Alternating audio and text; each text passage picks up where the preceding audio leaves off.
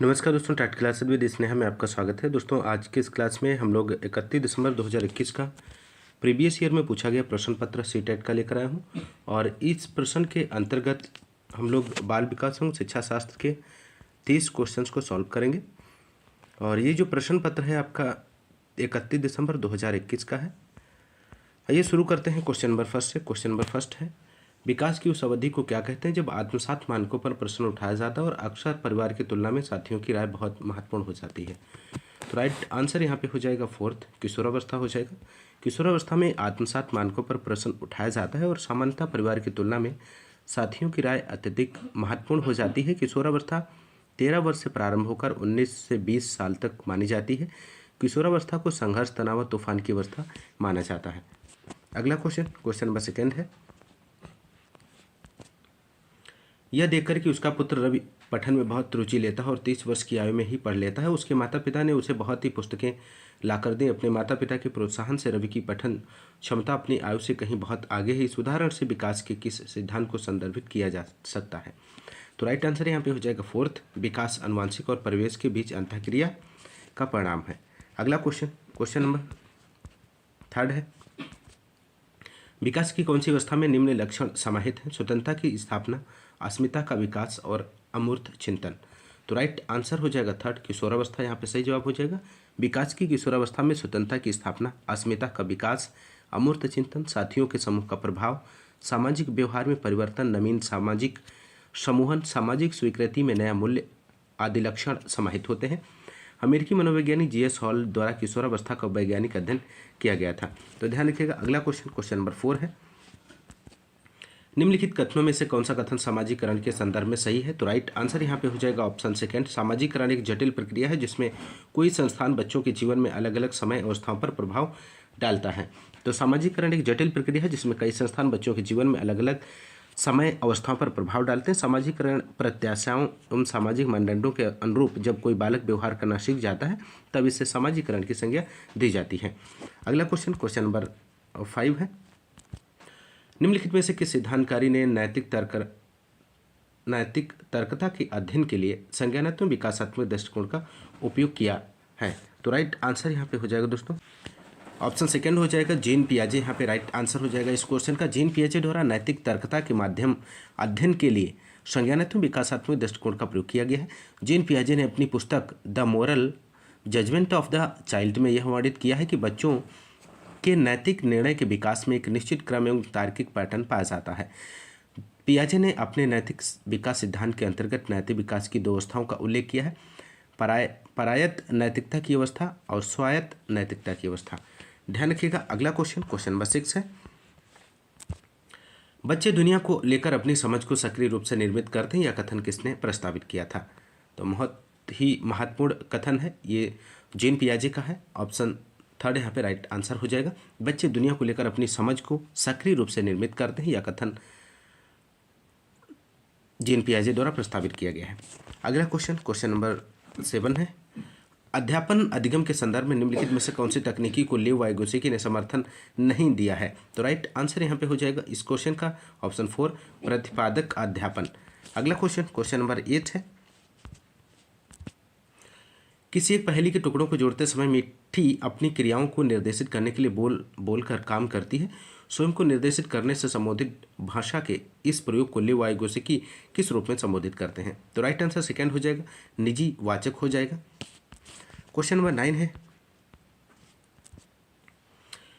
Lawrence Kohlberg ने नैतिक सिद्धांत के अनुसार नैतिकता विकास क्रम के किस स्तर पर व्यक्ति कानून सामाजिक स्वीकृति की परवाह किए बिना किसी कार्य को आत्मानुभूति द्वारा स्वयं निर्धारित सिद्धांतों के आधार पर उचित ठहराता है? तो राइट आंसर यहाँ पे इस क्वेश्चन का हो जाएगा सेकंड, सार्वभौमिक नैतिकता सिद्धांत अभिमुखता। क्वेश्चन नंबर 10 है, एक प्रगतिशील कक्षा में अध्यापक विद्यार्थियों को समूहों में कार्य देकर समन्वय अधिगम कार्य संपादन के लिए सुसाध्य करता है। ऐसा करके वह विद्यार्थियों में क्या बढ़ावा देना चाहता है? तो राइट आंसर यहाँ पे सेकंड हो जाएगा, सहभागी अधिगम को बढ़ावा देता है। क्वेश्चन नंबर 11 है, हावर्ड गार्डनर के बहुबुद्धि सिद्धांत में कौन से बुद्धि प्रकार समाहित किए गए हैं? तो राइट आंसर यहाँ पे हो जाएगा थर्ड, भाषाई, तार्किक, गणितीय, सांगीतिक। नेक्स्ट क्वेश्चन, क्वेश्चन नंबर 12 है, बच्चों में जेंडर रूढ़िवाद खंडन हेतु निम्नलिखित में से किसका प्रयोग टालना चाहिए? तो राइट आंसर यहाँ पे हो जाएगा थर्ड ऑप्शन, लड़कियां कला में अच्छी होती हैं और लड़के गणित में उत्कृष्ट होते हैं जैसी वर्गीय युक्तियों का प्रयोग करना। क्वेश्चन नंबर 13 है, अभिकथन ए दिया गया है, एक अध्यापक को अपनी कक्षा में व्यक्तिगत भिन्नताओं को पोषित नहीं करना चाहिए। तर्क आर है, प्रगतिशील शिक्षण का उद्देश्य यह सुनिश्चित करना है कि सभी बच्चों को एक रूपी तरीके से निर्देश दिया जाए और मानक विधियों से उनका आकलन किया जाए। सही विकल्प का चुनाव करें। तो राइट आंसर यहाँ पे हो जाएगा ऑप्शन थर्ड हो जाएगा। ए सही है लेकिन आर गलत है। ऑप्शन थर्ड यहाँ पे राइट आंसर हो जाएगा। अगला क्वेश्चन नंबर 14 है, राष्ट्रीय शिक्षा नीति NEP 2020 में आकलन के संदर्भ में विद्यार्थियों के लिए किस प्रकार का प्रगति पत्र प्रस्तावित किया गया है? तो राइट आंसर यहाँ पे हो जाएगा थर्ड, 360 डिग्री बहुआयामी प्रगति पत्र। अगला क्वेश्चन नंबर 15 है, निम्न में से कौन से प्रश्न आलोचनात्मक सोच का मूल्यांकन करते हैं? तो राइट आंसर यहाँ पे आपको बताना है। तो राइट आंसर थर्ड हो जाएगा, भोजन की कमी के विभिन्न कारण क्या हो सकते हैं। क्वेश्चन नंबर 16 है, एक भाषा कक्षा में वह विद्यार्थी जिन्हें वाचन कार्य है उनके सफल समावेशन और निम्न में से किस तकनीकी का इस्तेमाल करने से बचना चाहिए? तो राइट आंसर यहाँ पे हो जाएगा फर्स्ट, हस्तलिखित कार्यों को जमा करने की सख्त समय सीमा निर्धारित करना। क्वेश्चन नंबर 17 है, अधिगम संबंधी वह घटनाएं जिसमें कम देर तक ध्यान केंद्रित हो पाए, आवेगशीलता हो और निराशाओं के प्रति कम सहिष्णुता हो, निम्नलिखित में से किसकी ओर इशारा करती है? तो राइट आंसर फर्स्ट हो जाएगा, अवधान न्यूनता, अतिक्रियाशीलता, विकार। अधिगम संबंधी वह घटनाएं जिसमें कम देर तक ध्यान केंद्रित हो पाए, आवेगशीलता हो और निराशाओं के प्रति कम सहिष्णुता हो, यह अवधान न्यूनता अतिक्रियाशीलता विकार की तरफ संकेत करता है।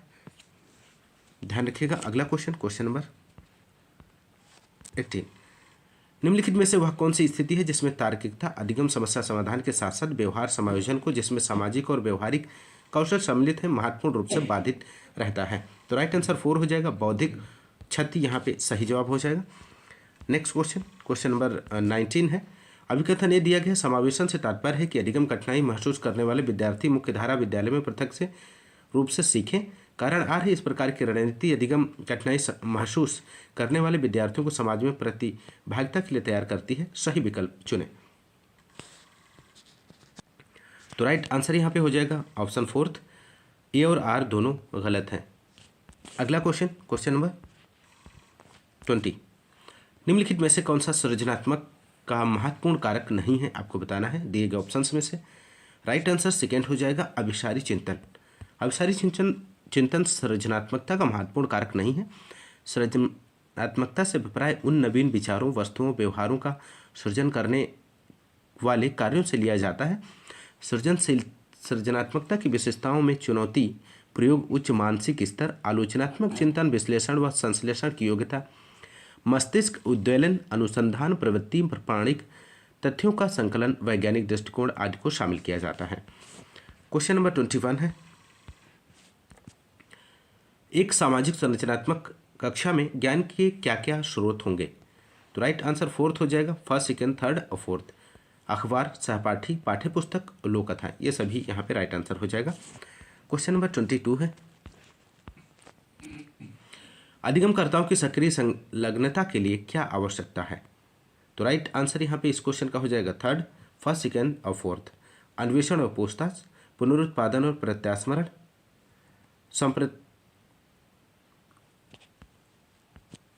थर्ड है यहाँ पे फर्स्ट, थर्ड, फोर्थ। अन्वेषण और पूछताछ, संप्रयोग और चिंतनशीलता और बहस और चर्चा।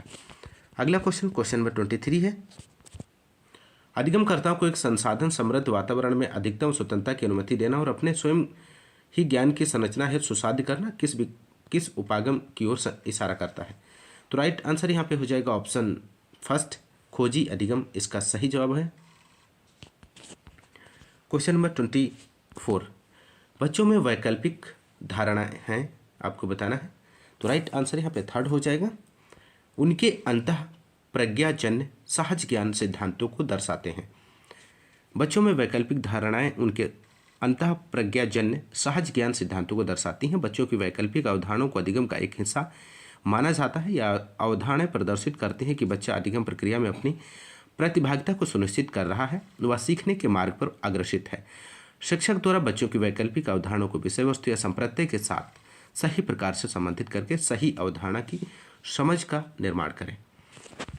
क्वेश्चन नंबर 25 है, अभिकथन ये दिया गया है, किशोरों को कक्षा में चर्चा बहस के लिए ढेर सारे मौके प्रदान करने चाहिए। कारण आर है, सहयोगात्मक अधिगम अर्थ के निष्कर्ष और विभिन्न विचारों को साझा करने का अवसर देता है। सही विकल्प चुनें। तो यहाँ पे इस क्वेश्चन का राइट आंसर हो जाएगा विकल्प फर्स्ट। ए और आर दोनों सही हैं और आर सही व्याख्या करता है ए की। क्वेश्चन नंबर 26, विद्यार्थियों में संज्ञानात्मक परिवर्तन को प्रोत्साहित करने के लिए एक शिक्षिका को क्या करना चाहिए? तो राइट आंसर सेकंड हो जाएगा, ऐसी सामग्री देना चाहिए जो माध्यम रूप से चुनौतीपूर्ण हो और स्कीमा में रूपांतरण की मांग करे। क्वेश्चन नंबर 27 है,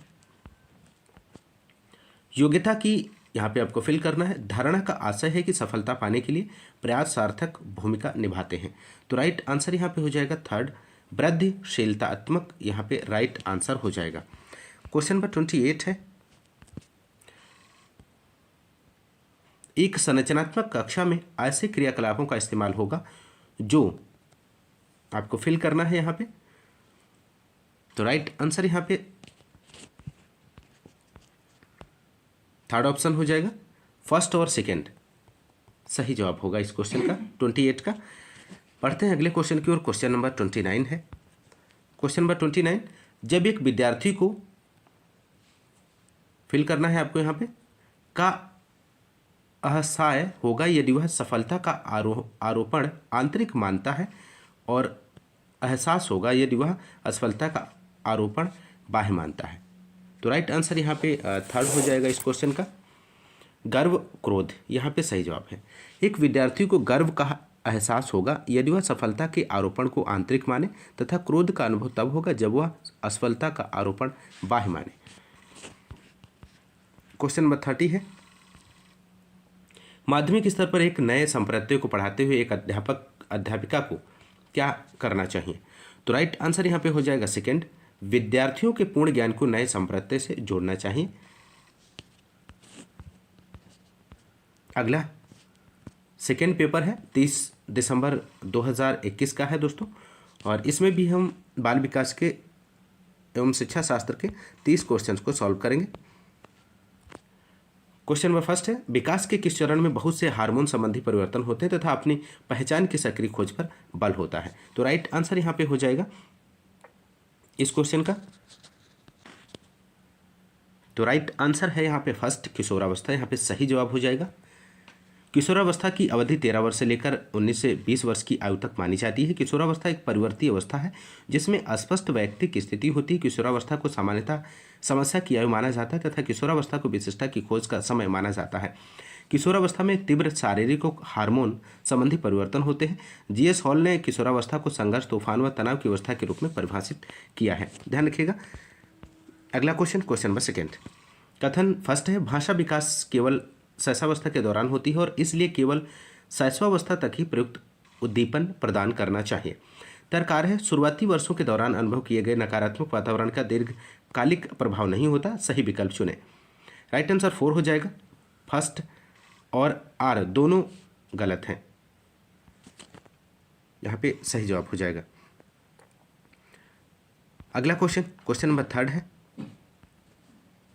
क्वेश्चन नंबर थर्ड देखते हैं, विकास के विषय में कौन सा वक्तव्य सही है आपको बताना है दोस्तों। तो राइट आंसर यहाँ पे हो जाएगा थर्ड, पहला, तीसरा और चौथा। पहला, तीसरा और चौथा यहाँ पे सही जवाब हो जाएगा। अगला क्वेश्चन, क्वेश्चन नंबर चौथा है, वे गणितीय प्रश्न जो परिकल्पना परिस्थितियों से संबंधित हैं और बीजगणितीय कथन आलेखित करते हैं प्रारंभिक पाठ्यचर्या का एक भाग है। इस विचार का आधार है कि किशोरावस्था के छात्र कौन सा कार्य करने में सक्षम है। तो राइट आंसर यहाँ पे हो जाएगा इस क्वेश्चन का दोस्तों ऑप्शन फर्स्ट, अमूर्त चिंतन यहाँ पे सही जवाब हो जाएगा। क्वेश्चन नंबर फिफ्थ है, पियाजे के अनुसार इनमें से कौन से चार तत्व विकास को प्रभावित करते हैं? तो राइट आंसर यहाँ पे हो जाएगा फर्स्ट परिपक्वता, क्रियाशीलता, सामाजिक अनुभव, संतुलनता। यहाँ पे राइट आंसर हो जाएगा। पियाजे के अनुसार विकास को प्रभावित करने वाले कारकों में परिपक्वता है, क्रियाशीलता है, सामाजिक अनुभव, संतुलनता शामिल है। जीन पियाजे एक स्विच मनोवैज्ञानिक थे जिन्होंने संज्ञानात्मक विकास सिद्धांत को 4 चरणों में वर्णित किया है। पियाजे द्वारा अपने संज्ञानात्मक विकास सिद्धांत में जिस विचारधारा का वर्णन किया है वह अंतः क्रियावादी विचारधारा का उदाहरण प्रस्तुत करता है। क्वेश्चन नंबर 6 है दोस्तों, लेव वाइगोत्स्की व जीन पियाजे के सिद्धांत में मुख्य भेद क्या है? तो राइट आंसर थर्ड हो जाएगा भाषा व सोच के बीच संबंध। लेव वाइगोत्स्की व जीन पियाजे के सिद्धांतों में मुख्य अंतर भाषा व सोच के मध्य संबंधों को लेकर व्याप्त है। वाइगोत्स्की के अनुसार बच्चों में विचार पहले आते हैं और उसके पश्चात भाषा, जबकि इसके विपरीत पियाजे ने कहा कि बच्चों में भाषा पहले आती है, विचार बाद में।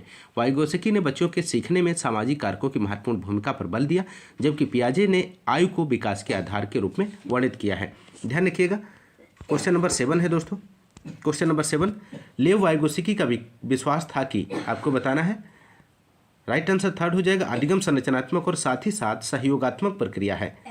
यहाँ पे राइट आंसर हो जाएगा। लेव वाइगोत्स्की का विश्वास था कि अधिगम संरचनात्मक और साथ ही साथ सहयोगात्मक प्रक्रिया है। लेव वाइगोत्स्की के अनुसार बच्चों के संज्ञानात्मक विकास पर सामाजिक कारकों के साथ साथ संस्कृति और भाषा का भी महत्वपूर्ण प्रभाव पड़ता है तथा पारस्परिक अंतःक्रिया द्वारा ही अधिगम सफल होता है। वाइगोत्स्की के संज्ञानात्मक विकास को सामाजिक सांस्कृतिक सिद्धांत के रूप में भी जाना जाता है। क्वेश्चन नंबर 8 है दोस्तों, लॉरेंस कोहलबर्ग के विषय में कौन सा विकल्प सही है? आपको बताना है। दिए गए ऑप्शंस में से राइट आंसर क्या हो जाएगा? थर्ड ऑप्शन यहाँ पे राइट आंसर हो जाएगा। उन्होंने बच्चों को हिंज की दुविधा की काल्पनिक स्थिति देकर शोध किया है।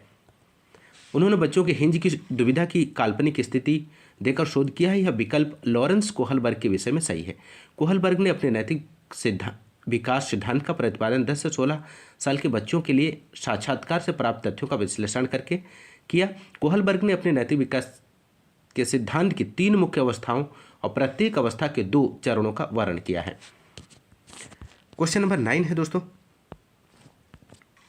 एक प्रगतिशील कक्षा में अध्यापक को क्या करना चाहिए? दिए गए ऑप्शंस में से आपको सही आंसर का जवाब देना है।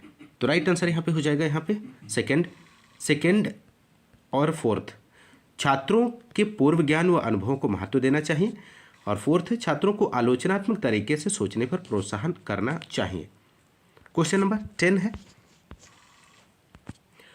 मूल्यांकन को क्या सूचित करना चाहिए? तो राइट आंसर थर्ड हो जाएगा, विद्यार्थी क्या और कैसे सीख रहा है का विस्तृत ब्यौरा। क्वेश्चन नंबर 11 है,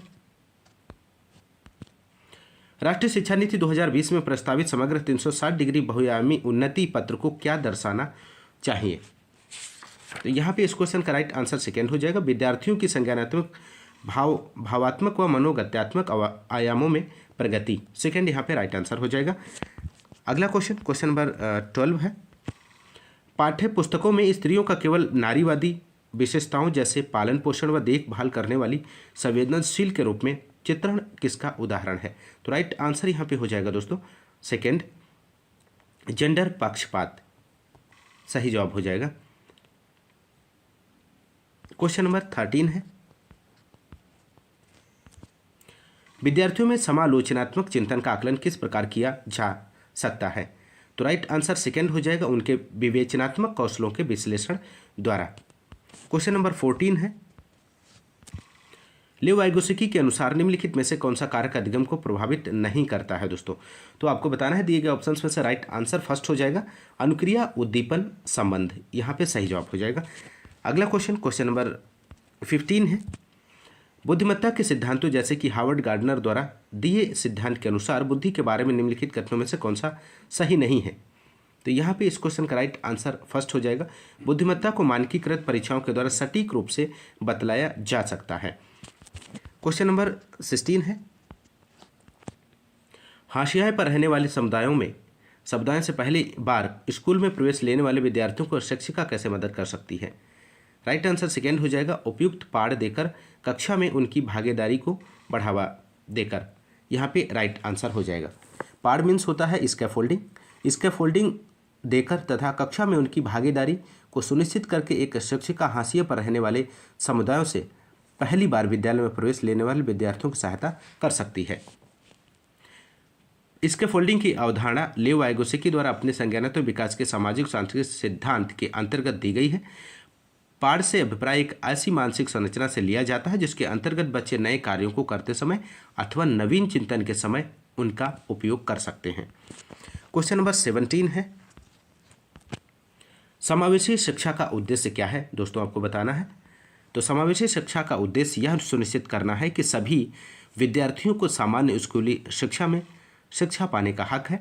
समावेशी शिक्षा शारीरिक, संवेगात्मक एवं सीखने की आवश्यकता को पूरा करने के लिए संसाधनों के विस्तार पर बल देती है। तो राइट आंसर 4 यहाँ पे सही जवाब हो जाएगा। क्वेश्चन नंबर 18 है दोस्तों, समावेशी शिक्षा क्या मांग करती है? अगला क्वेश्चन है। तो राइट आंसर यहाँ पे हो जाएगा समावेशी शिक्षा व्यक्तिगत विभिन्नताओं को पहचानते हुए पाठ्यचर्या में लचीलेपन की मांग करती है। तो फर्स्ट ऑप्शन यहाँ पे सही जवाब हो जाएगा। समावेशी शिक्षा प्रणाली के अंतर्गत समाज के प्रत्येक वर्ग से आने वाले बच्चे एक साथ एक सामान्य स्कूल में शिक्षा ग्रहण करते हैं। समावेशी शिक्षा लिंग, जाति, भाषा, बुद्धि, सामाजिक आर्थिक स्थिति, शारीरिक अक्षमता, दिव्यांग बच्चे आदि का विरोध करती है। क्वेश्चन नंबर 19 है दोस्तों, पठन वैकल्य वाले विद्यार्थियों की पहचान किन अभिलक्षणों द्वारा की जा सकती है? तो राइट आंसर फर्स्ट हो जाएगा शब्दों की पहचान, विसंकेतन और वर्तनी में संघर्ष। यहाँ पे राइट आंसर हो जाएगा। क्वेश्चन नंबर 20 है, निम्नलिखित में से कौन से अभिलक्षण एक प्रतिभाशाली विद्यार्थी की पहचान नहीं है? तो राइट आंसर फर्स्ट हो जाएगा निरंतर प्रवीणता, अभिमुखीकरण, व्यवहार। यहाँ पे राइट आंसर हो जाएगा। माफ कीजिएगा दोस्तों, यहाँ पे इस क्वेश्चन का राइट आंसर सेकेंड होगा समकक्षियों की तुलना में उच्चतर सामाजिक कौशल व परिपक्वता। यहाँ पे सही जवाब हो जाएगा। क्वेश्चन नंबर 21 है, पौधों पर चर्चा करते हुए एक शिक्षक ने पाया कि कई बच्चों को इस संकल्पना के संबंध में भ्रांतियां हैं। इस संदर्भ में शिक्षक को विद्यार्थियों को उनकी भ्रांतियों की पहचान करने में मदद करनी चाहिए और समझ दोबारा निर्माण करना चाहिए। यहाँ पे फर्स्ट ऑप्शन राइट आंसर हो जाएगा। क्वेश्चन नंबर 22 है, कथन फर्स्ट दिया गया अधिगमकर्ताओं में समालोचनात्मक चिंतन के विकास के लिए एक अध्यापक कक्षा में कई समाचार पत्र लेकर आती है जिन सभी में एक विशेष खबर का उल्लेख और अधिगमकर्ताओं को समूहों में चर्चा करने को कहती है। तर्ककार है माध्यमिक स्तर पर पाठ्य पुस्तकें ही ज्ञान का एकमात्र माध्यम हो सकती हैं। सही विकल्प चुनें। तो यहाँ पे दोस्तों इस क्वेश्चन का राइट आंसर हो जाएगा थर्ड ऑप्शन हो जाएगा। फर्स्ट सही है लेकिन आर गलत है। यहाँ पे राइट आंसर हो जाएगा। अगला क्वेश्चन, क्वेश्चन नंबर 23, माध्यमिक स्कूल के शिक्षक को आपको बताना है, माध्यमिक स्कूल के शिक्षक को विद्यार्थी को मौके मुहैया करवाने चाहिए कि वो अपनी त्रुटियां पहचान कर उन पर काम कर सके। थर्ड ऑप्शन यहाँ पे सही जवाब हो जाएगा। क्वेश्चन नंबर 24 है, क्या प्रतिस्पर्धा के अधिगम को बढ़ावा देने के लिए अवप्रेरणा के रूप में इस्तेमाल करना चाहिए? तो राइट आंसर सेकेंड हो जाएगा नहीं। इससे कक्षा में नकारात्मक लोकाचार को बढ़ावा मिलता है क्षमता के आधार पर अनावश्यक सामाजिक तुलना के कारण। तो यहाँ पे सेकेंड ऑप्शन सही जवाब हो जाएगा। क्वेश्चन नंबर 25, निम्नलिखित में से किसमें अधिसंज्ञानात्मक क्षमताओं की जरूरत पड़ती है? तो दोस्तों यहाँ पे इस क्वेश्चन का राइट आंसर हो जाएगा सेकेंड, समस्या समाधान की अपनी रणनीतियों पर चिंतन। समस्या समाधान की अपनी रणनीतियों पर चिंतन करने के संबंध में अधिसंज्ञानात्मक क्षमताओं की आवश्यकता पड़ती है। क्वेश्चन नंबर 26 है, एक शिक्षिका विद्यार्थियों की समस्या समाधान की क्षमताओं को कैसे बढ़ावा दे सकती है? तो राइट आंसर फोर्थ ऑप्शन हो जाएगा, विद्यार्थियों को समस्या समाधान के तरीकों सुस्पष्टीकरण को प्रोत्साहित करके। क्वेश्चन नंबर 27 है, एक सामाजिक रचनात्मक कक्षा में बैठने की व्यवस्था में क्रियाकलाप के अनुसार बदलाव होते हैं। एक सामाजिक संरचनात्मक कक्षा में बैठने की व्यवस्था में क्रियाकलाप के अनुसार बदलाव किए जाते हैं ताकि प्रत्येक विद्यार्थी संबंधित क्रियाकलाप में पूर्ण रूप से अपनी भागीदारी को सुनिश्चित कर सके। क्वेश्चन नंबर 28 है, निम्नलिखित में से कौन से कारक सार्थक अधिगम तथा विद्यार्थियों को चुनौतीपूर्ण कार्य करने के लिए प्रोत्साहित करेंगे? तो राइट आंसर दोस्तों यहाँ पे हो जाएगा फर्स्ट, शिक्षकों का विद्यार्थियों की क्षमताओं के बारे में सकारात्मक विश्वास। शिक्षकों का विद्यार्थियों की क्षमताओं के बारे में सकारात्मक विश्वास विद्यार्थियों को चुनौतीपूर्ण कार्य को पूर्ण करने व सार्थक अधिगम प्रक्रिया को प्रोत्साहित करने का कार्य करेगा। क्वेश्चन नंबर 29 है दोस्तों, कौन सा संवेग विद्यार्थियों को अधिगम में हतोत्साहित करेगा? दिए गए ऑप्शंस में से आपको राइट आंसर का जवाब देना है। तो सही जवाब हो जाएगा यहाँ पे ऑप्शन 4, यहाँ पे सही जवाब हो जाएगा। निरस्ता विद्यार्थियों में अधिगम के प्रति अरुचि का भाव उत्पन्न करके उनके अधिगम को हतोत्साहित करेगी, जबकि गर्व, आनंद, उम्मीद जैसे संवेग विद्यार्थियों को अधिगम प्रक्रिया में रुचिपूर्ण ढंग से सम्मिलित करते हुए उनके अधिगम को प्रोत्साहन प्रदान करेंगे। तो 4th राइट आंसर हो जाएगा। अगला क्वेश्चन और अंतिम क्वेश्चन है क्वेश्चन नंबर 30, यदि छात्र आपके शिक्षण में रुचि नहीं ले रहे हैं तो आप क्या करेंगे? तो राइट आंसर यहाँ पे हो जाएगा दोस्तों इस क्वेश्चन का, अपनी शिक्षण विधियों पर चिंतन करेंगे और वैकल्पिक विधि का प्रयोग करेंगे। यदि एक छात्र शिक्षण में रुचि नहीं ले रहा है तो शिक्षक को अपनी शिक्षण विधियों पर चिंतन करना चाहिए तथा अन्य वैकल्पिक विधियों का प्रयोग करना चाहिए। शिक्षक को शिक्षण गतिविधियों के साथ साथ प्रभावी शिक्षण सहायक सामग्री का भी प्रयोग करना चाहिए ताकि वह विद्यार्थियों को सुगमता व रुचिपूर्ण ढंग से शिक्षण अधिगम प्रक्रिया में शामिल कर सके। प्रभावी शिक्षण गतिविधियों एवं शिक्षण सहायक सामग्री के द्वारा अधिगमित विषय वस्तु, संप्रत्यय आदि दीर्घ अवधि तक विद्यार्थियों को स्मरण रहते हैं। तो दोस्तों ये रहे सीडीपी के प्रीवियस ईयर सीटेट में पूछे गए प्रश्न पत्र के क्वेश्चंस आपने सॉल्व किए। 60 क्वेश्चंस को आपने कंप्लीट कर लिया है इस वीडियो में। तो दोस्तों आज की इस क्लास में बस इतना ही, मिलते हैं नेक्स्ट क्लास में, तब तक के लिए नमस्कार, जय हिंद, धन्यवाद।